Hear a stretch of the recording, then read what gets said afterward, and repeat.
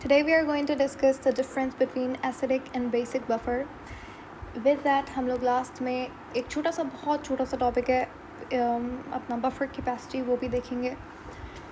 So after 2 lectures on buffer we are finally here to discuss the difference between acidic and basic buffer. हमने इससे पहले किया था कि what is a buffer, buffer होता क्या है. कोई भी ऐसा सोल्यूशन जिसके अंदर pH के अंदर चेंज आने को वो रेजिस्ट कर सके, ठीक है, on the addition of some acid और बेस इन दमसेल्व्स. ऐसे सोल्यूशन को बफर कहा जाता है. बफर 3 तरीके का होता है, एक acidic buffer, basic and salt. तो एसिडिक बेसिक हमारे सिलेबस में है. हमने समझा था वर्किंग ऑफ बफर, बफर काम कैसे करता है, ठीक है. बफर बनाने के लिए आप क्या करोगे, वीक एसिड, अगर आप एसिडिक बफर बना रहे हो तो आप वीक एसिड डालोगे, उसका कॉन्जुगेट वैसे बन जाएगा. उसके साथ साथ आप उस एसिड का एक सॉल्ट डालोगे. जैसे यहाँ पे मैंने एसिडिक एसिड लिया, उसका मैंने सॉल्ट भी लिया साथ साथ. कौन सा, कोई भी आप ले सकते हो. सोडियम एसिडेट ले लिया हमने, ठीक है. तो ये जो कॉन्जुगेट बेस है ये क्या होता है, रिएक्ट करती है. जो अगर तो आप एसिड ऐड कर रहे हो तो ये कॉन्जुगेट बेस के साथ, देखो यहाँ पे मैंने एक एसिड ऐड किया था, ये मेरा बफर सोल्यूशन यहाँ पे बन गया, बस और कुछ नहीं करना आपने. ये मैंने यहाँ पे एसिड ऐड किया तो एसिड से जो H पॉजिटिव होगा वो जाके रिएक्ट करेगा किसके साथ, इस कॉन्जुगेट बेस के साथ, और न्यूट्रलाइज हो जाएगा, ठीक है. अगर आप बेस ऐड कर रहे हो, बेस में क्या होगा, बेस जो है वो न्यूट्रलाइज होती है, कौन करता है, H पॉजिटिव. जो H पॉजिटिव आप देख रहे हो इसके साथ बेस न्यूट्रलाइज हो जाती है. तो दोनों, अगर आप एसिड भी डालो बेस भी डालो, दोनों न्यूट्रलाइज हो जाएंगे, दोनों अकोमोडेट हो जाएंगे बफर के अंदर. तो इस तरीके से वर्किंग होती है बफर की. खैर ये तो मैंने बहुत जल्दी और समराइज्ड वे के अंदर आपको बताया कैसे होता है कैसे नहीं होता. अगर नहीं समझ आया, नॉट योर फॉल्ट, क्योंकि मैंने आपको जस्ट बताया, एक्सप्लेन नहीं किया, क्योंकि वो ऑलरेडी हम लोग कर चुके हैं.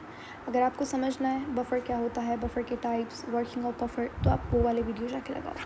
आज हमारा जो टॉपिक है वो है एसिडिक वर्सेस बेसिक बफर. दोनों में क्या डिफरेंस होता है. देखो एक सॉल्ट बफर भी होता है लेकिन हमारे सिलेबस में नहीं है वो. सबसे पहले बात करेंगे एसिडिक बफर के बारे में.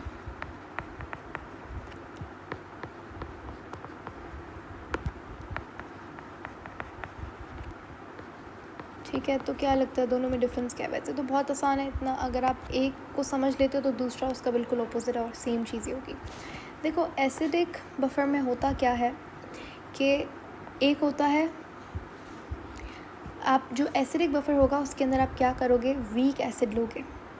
क्या लोगे, वीक एसिड लोगे और उसका एक सॉल्ट भी लोगे, ठीक है. वीक एसिड लेंगे और उसका सॉल्ट लेंगे, बस. अब जब वीक एसिड को आप ऐड करोगे तो वो आयोनाइज होगा और क्या बनाएगा, कॉन्जुगेट बेस बनाएगा और H पॉजिटिव आयन रिलीज़ करेगा. तो जो वो कॉन्जुगेट बेस होगी उसको यहाँ पे इन्होंने मेंशन किया, वो कॉन्जुगेट बेस स्ट्रॉन्ग बेस होती है. उसी तरीके से बेसिक बफर में होता है. बेसिक बफर बनाने के लिए आप क्या करोगे, एक लोगे वीक बेस. क्या लोगे, वीक बेस. वीक बेस के साथ साथ आप लोगे उसकी सॉल्ट भी ले ली. अब जब वीक बेस आयोनाइज होगी तो कॉन्जुगेट एसिड बनेगा और OH आइंस रिलीज़ होंगे. तो वो जो कॉन्जुगेट एसिड होगा वो स्ट्रॉन्ग एसिड होता है. समझ आ गई बात. अच्छा, उसके बाद एसिडिक बफर जो होता है उसकी pH 7 से कम होती है और जो बेसिक बफर होता है उसकी pH जो है वो 7 से ज़्यादा होती है. उसके बाद हमारे पास आती है हेंडरसन्स इक्वेशन, जो कि दोनों के लिए, एसिडिक बफर के लिए और बेसिक बफर के लिए डिफरेंट होती है. हेंडरसन्स इक्वेशन दोबारा से बता रही हूँ, दोनों बफर्स के लिए डिफरेंट होती है. अगर आप बात कर रहे हो pH ऑफ एसिड की तो ये हाइड्रोजन के लिए यहाँ पे H लगाया गया है, ठीक है. तो क्या हो जाएगा, pKa प्लस लॉग सॉल्ट की कंसनट्रेशन डिवाइडेड बाय एसिड की कंसनट्रेशन, ठीक है. तो ये हेंडरसन्स इक्वेशन होती है एसिडिक बफर्स के लिए और ये होती है बेसिक बफर्स के लिए.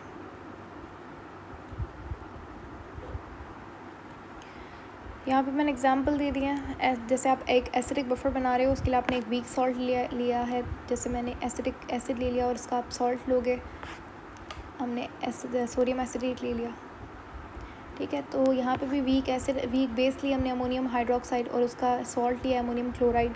तो देख रहे हो दोनों में कॉमन आयन आ रहा है. तो ये एक एप्लीकेशन होती है, यानी कि बफर फॉर्मेशन एप्लीकेशन होती है किसकी, कॉमन आयन इफेक्ट की.